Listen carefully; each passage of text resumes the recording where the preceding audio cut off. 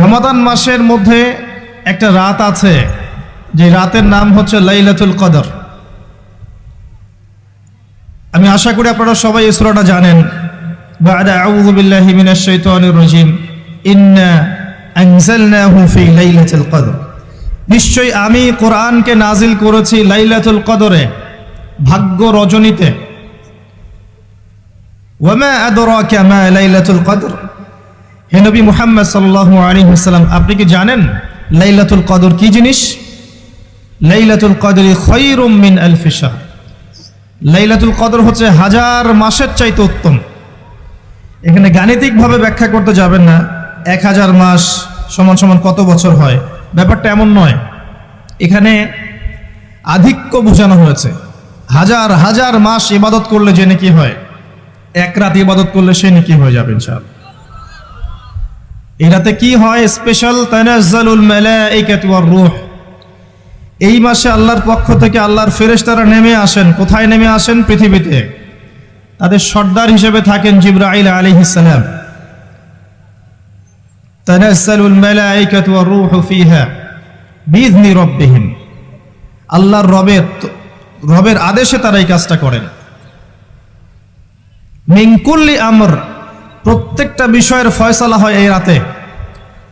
আপনার আমার তাকদীর লেখা হয়েছে আসমান জমিন সৃষ্টির 50,000 বছর আগে। আপনার আমার তাকদীর লেখা হয়েছে আসমান জমিন সৃষ্টির 50,000 বছর আগে। আল্লাহ পাক সমস্ত সৃষ্টির তাকদীর লিখেছেন প্রথম দফায়। দ্বিতীয় দফায় তাকদীর লেখা হয়েছে যখন আমার আপনার রূহ আমাদের মায়ের গর্ভে ছিল 4 মাস 10 দিন বয়স। ওই সময় আল্লাহর পক্ষ থেকে ফেরেশতা আসেন, এসে লিখে দেন তার হায়াত, তার রিজিক, সে সৌভাগ্যবান না দুর্ভাগ্যবান। এরপর রূহটাকে ফুঁকে দেন, বাচ্চা নড়াচড়া শুরু করে। এর আগ পর্যন্ত পেটের মধ্যে বাচ্চা নড়াচড়া করে না। যখন রূহটা ফুঁকে দেওয়া হয়, তারপর থেকে বাচ্চা নড়াচড়া শুরু করে। দ্বিতীয় দফায় তাকদীর লেখা হয়। এরপরে তৃতীয় দফা লেখা হয় এই লাইলাতুল কদরে, যে আগামী 1 বছর কি হবে, আপনি কি করবেন, অর্থাৎ 1 বছরের বাজেট প্রণয়ন করা হয় প্রত্যেক লাইলাতুল কদরে।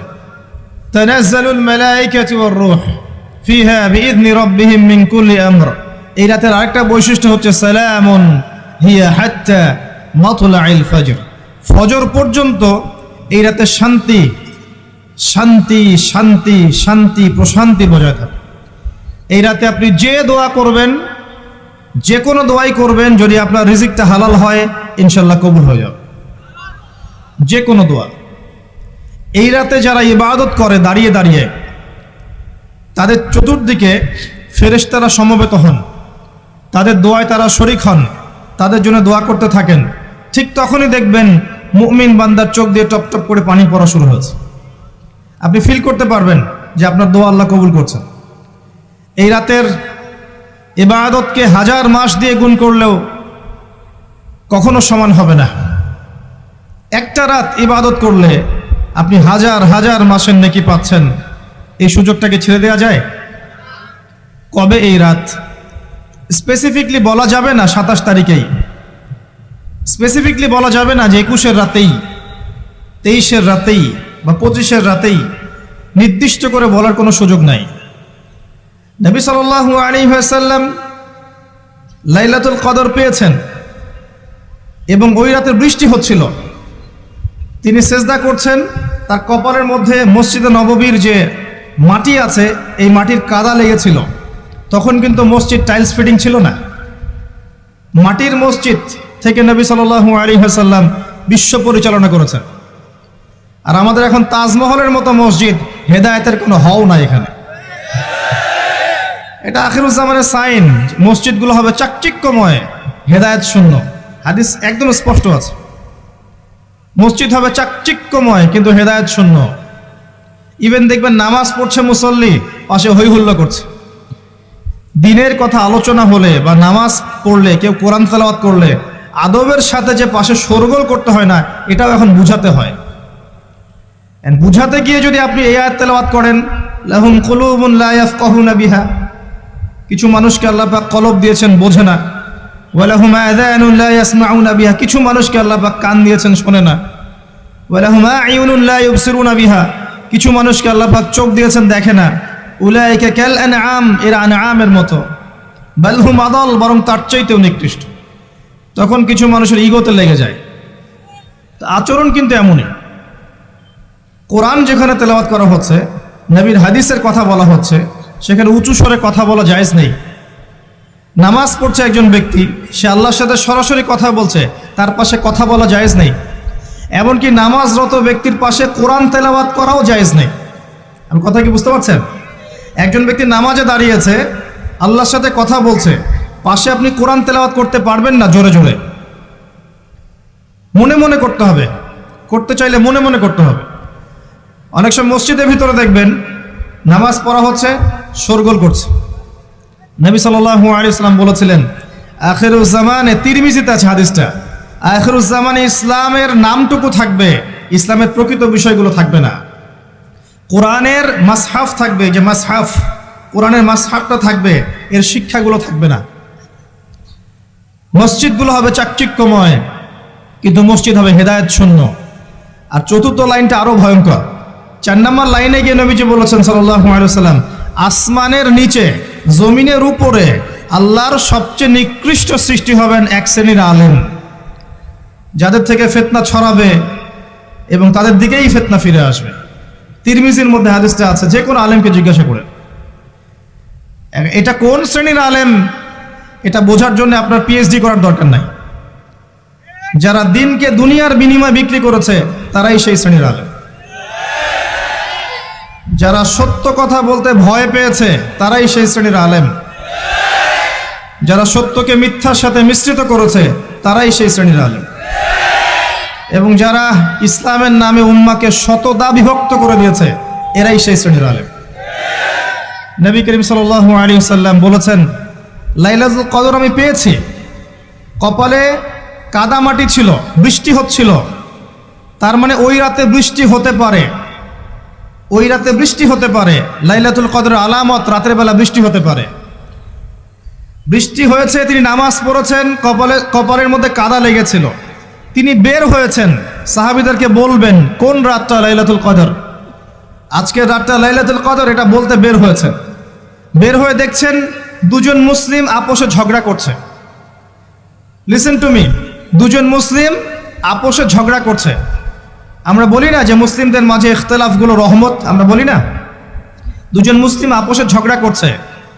এই কাজটার কারণে আল্লাহ রাব্বুল আলামিন নবী সাল্লাল্লাহু আলাইহি ওয়াসাল্লামের হৃদয় থেকে এই কথাটাকে তুলে নিলেন। তিনি আর বললেন না এক্স্যাক্টলি কোন রাতে লাইলাতুল কদর ছিল, তিনি বলতেই বেরিয়েছিলেন যে কোন রাতে লাইলাতুল কদর ছিল। আমাদের ইখতিলাফের কারণে আমরা সেই নির্দিষ্ট রাতটাকে হারিয়ে ফেলেছি।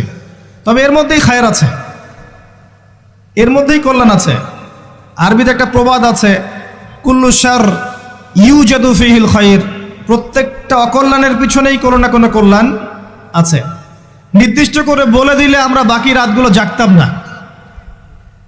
নবী সাল্লাল্লাহু আলাইহি ওয়াসাল্লাম এখন বললেন যে আমাকে ভুলিয়ে দেওয়া হয়েছে কোন রাত, তোমাদের ঝগড়ার কারণে। অতএব তোমরা শেষ দশকের বিজোড় রাতগুলোকে তালাশ করো। শেষ দশকের বিজোড় রাত বলতে 21-এর রাত, 23-এর রাত, 25, 27, 29, এই 5টা রাতের যে কোনো একটা লাইলাতুল কদর। এই রাতে ইবাদত করলে এত নেকি হচ্ছে, কারণটা কি? রাত আর দিন কি ডিফারেন্ট কিছু? প্রত্যেক রাতেই কিন্তু আল্লাহ পাক প্রথম আসমানে নেমে আসেন, প্রত্যেক রাতে, শুধু শবে বরাতের রাতে নয়, শুধু নিসফে শাবানের রাতে নয়, কিন্তু প্রত্যেক রাতেই আল্লাহ পাক প্রথম আসমানে নেমে আসেন। তিনি কিভাবে নেমে আসেন এটা ব্যাখ্যা করার দরকার নেই আমাদের। আল্লাহ পাক বলেছেন নেমে আসি, বাস আসি। কারণ সবকিছু আমরা যুক্তি, বিজ্ঞান, দর্শন দিয়ে প্রমাণ করতে পারবো না। পারবো? সায়েন্সকে জিজ্ঞাসা করেন যে স্বপ্নের ব্যাখ্যা কি, ঘুম কাকে বলে, আত্মা কাকে বলে, আত্মা কঠিন না তরল না বায়বীয়, পারবে সায়েন্স ব্যাখ্যা করতে? কবরের আযাব কি, জিন জাতি কি, জিন জাতি কাকে বলে, জিন জাতি কেমন দেখতে, মালায়েকা কেমন, তারা কিভাবে কাজ করে, তাদের ফাংশন কি, তারা কি ব্যাখ্যা করতে পারবে? আমাদের একটা চেতনা তৈরি হয়েছে, সায়েন্স যা বলবে তাই সত্য। এই চেতনা পুরোপুরি সত্য নয়। কোরআন এবং সুন্নাহ, আল্লাহ এবং তার রাসূল যা বলবেন সেটাই চূড়ান্ত সত্য। এর বাইরে সত্য মিথ্যার চূড়ান্ত কোনো মানদণ্ড নাই। হ্যাঁ, সায়েন্সের ভিত্তি আমরাই দিয়েছি, এটা অমুসলিমরা দেয়নি, এর ভিত্তি মুসলিমরা দিয়েছে। পরবর্তীতে এরা এর উপর ঘষা মাজা করেছে। এখন সায়েন্টিফিক এবং টেকনোলজিক্যাল রেভলিউশন আসছে পশ্চিমা সভ্যতা থেকে। এই সভ্যতার ধারক বাহক ছিলাম আমরা।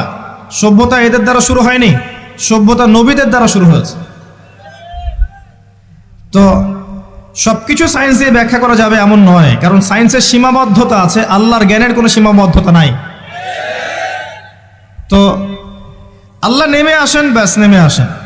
নেমে এসে আল্লাহ পাক কি বলেন? আল্লাহ পাক তিনটা কথা বলেন। রাতের শেষ অংশ, রাতকে ভাগ করেন। যদি 6টার সময় রাত শুরু হয়, রাত কিন্তু রাত 12টায় শুরু হয় না, সূর্য ডুবে গেলেই রাত শুরু হয়, এটাই ইসলাম।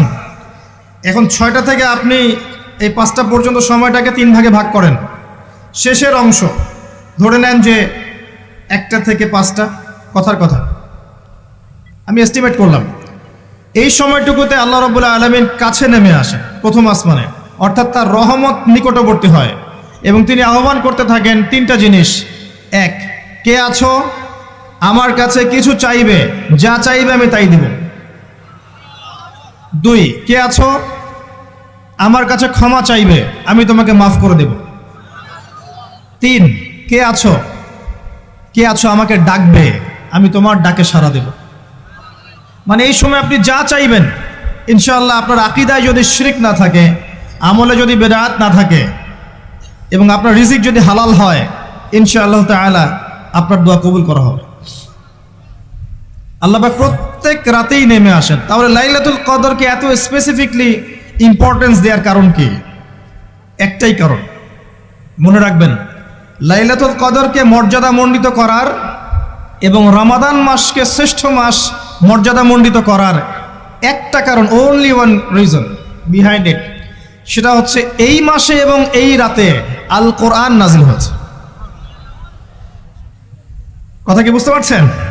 কোরআন নাজিলের কারণেই এই মাসটা মহামান্বিত, কোরআন নাজিলের কারণেই এই রাতটা সম্মানিত।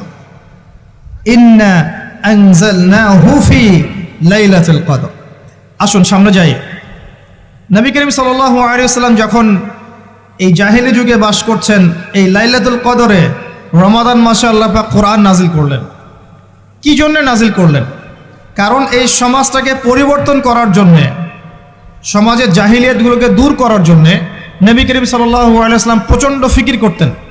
কি করা যায়, কি করলে মানুষগুলো শিরক ছেড়ে দিবে, কি করলে সুদ বন্ধ হবে, কি করলে মাদক থেকে মানুষ দূরে থাকবে, কি করলে নারীর সম্মান বৃদ্ধি পাবে। তিনি ভাবতেন কিভাবে গোত্রীয় হানাহানি বন্ধ করা যায়, তিনি এগুলো ভাবতে থাকতেন। হেরা গুহায় বসে তিনি এগুলো ভাবতেন কি করা যায়। যুবক বয়সে তিনি হিলফুল ফুজর তৈরি করেছেন এগুলো সমস্যা দূর করার জন্য, কিন্তু পরিপূর্ণরূপে সফল হয়েছেন বলতে পারি না আমরা, কারণ তখন ওহী আসেনি। এই ভাবতে ভাবতে ভাবতে ভাবতে একদিন এক রাতে তার কাছে আল্লাহর পক্ষ থেকে কোরআন নাজিল হলো। সূরা আলাকের প্রথম 5টা আয়াত, বিসমিল্লাহির রহমানির রহিম, ইকরা বিসমি রাব্বিকাল্লাযী খালাক। পড়ুন আপনার রবের নামে যিনি আপনাকে সৃষ্টি করেছেন। খালাকাল ইনসানা মিন আলাক, যিনি মানুষকে সৃষ্টি করেছেন জমাট বাঁধা রক্তপিণ্ড থেকে। আমরা সবাই জমাট বাঁধা রক্তপিণ্ড ছিলাম মায়ের পেটে। আজকে আমরা আল্লাহর দ্রোহী হয়েছি, কিন্তু আমরা পেটের মধ্যে এতটুকু জমাট বাঁধা রক্তপিণ্ড ছিলাম। সূরা ইয়াসিনের মধ্যে আল্লাহ পাক এই কথাটা বলেছেন, তোমাদেরকে তো নুতফা থেকে সৃষ্টি করেছি, ফাইদা হুয়া খসিমুম মুবিন, যখন সে বড় হয়েছে সুস্পষ্টভাবে আল্লাহর বিরুদ্ধাচরণ করছে। ঈদের যে শপিংটার কথা বলছি, এটা এই কারণে বলছি, লাস্টের দশকে আমরা ঈদের শপিংয়ে বেশি ব্যস্ত থাকি, এতে করে লাইলাতুল কদরটা আমরা হারিয়ে ফেলি। লাস্টের দশক আমরা হয় ইতেকাফ করব, না হলে বাসায় নামাজ পড়বো, পরিবারবর্গকে নিয়ে রাত জাগবো। পারা যাবে ইনশাআল্লাহ? তারাবির নামাজ তো পড়বোই ইনশাআল্লাহ জামাতে। এবং আপনি 20 পড়েন আর 8 পড়েন, আপনি নামাজের কোয়ালিটিটাকে ভালো করার চেষ্টা করেন, নামাজের কোয়ালিটিটাকে বেস্ট করেন, ধীরে ধীরে তেলাওয়াত করেন, ধীরে ধীরে রুকু সেজদা করেন, নামাজটাকে এনজয় করেন, সময় নিয়ে, টাইম নিয়ে, 2 ঘন্টা সময় লাগুক, 3 ঘন্টা সময় লাগুক, এনজয় করে নামাজ পড়েন। আল্লাহ পাক তৌফিক দান করুন। এরপর শেষ রাতে আবার ওঠেন, পরিবারবর্গকে নিয়ে নামাজে দাঁড়ান, একসাথে জামাত করে নামাজ পড়েন, পরিবারে নফল নামাজ পড়েন, বাসায় বরকত হবে ইনশাআল্লাহ।